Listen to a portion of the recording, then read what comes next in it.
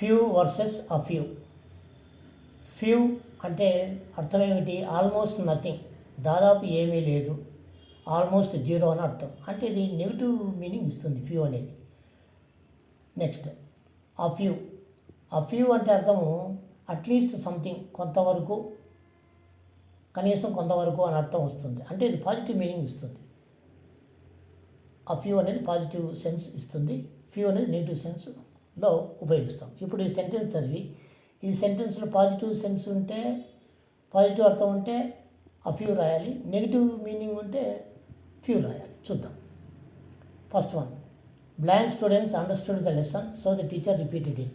Teacher repeat చేసినాడు. ఎందుకు repeat చేశాడు? ఎవరు అర్థం చేసుకోకపోతే రిపీట్ చేస్తాడా? కొంతమంది అర్థం చేసుకుంటే రిపీట్ చేస్తాడా? ఎవరు అర్థం చేసుకోకపోతేనే కదా రిపీట్ చేసేది. కాబట్టి ఏముండాలి? ఫ్యూ ఉండాలి. ఫ్యూ స్టూడెంట్స్ అండర్స్టూడ్, సెంటెన్స్ మొదట కాబట్టి capital letter. Few students understood the lesson so the teacher repeated it. Next, I have blank friends who always support me. ఇది నన్ను ఎప్పుడు సపోర్ట్ చేస్తారు, పాజిటివ్ సెన్స్ ఉంది కాబట్టి ఖచ్చితంగా ఏముండాలి? ఆ ఫ్యూ ఉండాలి. సో ఆ few. Next, there are blank books on the table, you can take one. ఏదో ఒక పుస్తకం తీసుకో. ఎప్పుడు తీసుకుంటాం? పుస్తకాలు ఉంటే తీసుకుంటామా, పూర్తిగా లేకపోతే తీసుకుంటామా? ఉంటేనే కదా. కాబట్టి పాజిటివ్ మీనింగ్ ఉండాలి. కాబట్టి ఆ ఫ్యూ. దేర్ ఆర్ ఆ few books on the table, you can take one. Next, blank people attended the meeting, it was badly planned. ఆ మీటింగ్ సరిగా ప్లాన్ చేయలేదు, అందువల్ల ఎవరు హాజరు కాలేదంటామా? కొంతమంది హాజరయ్యారంటామా? ఎవరు హాజరు కాలేదు. ఎందుకు?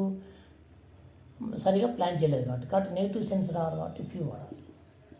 Last one, he has made blank mistakes in the essay but overall it is good. మొత్తం మీద ఈ ఎస్సే బాగానే ఉంది, కొన్ని మిస్టేక్స్ ఉన్నప్పటికీ. అంటే పాజిటివ్ సెన్స్లో వాడాడు. సెంటెన్స్ పాజిటివ్ మీనింగ్ ఇవ్వాలి కాబట్టి a few. So he has made a few mistakes in the essay but overall it is good. ఏదో కొన్ని మిస్టేక్ చేసినా ఓవరాల్ ఎస్సే బాగుంది అని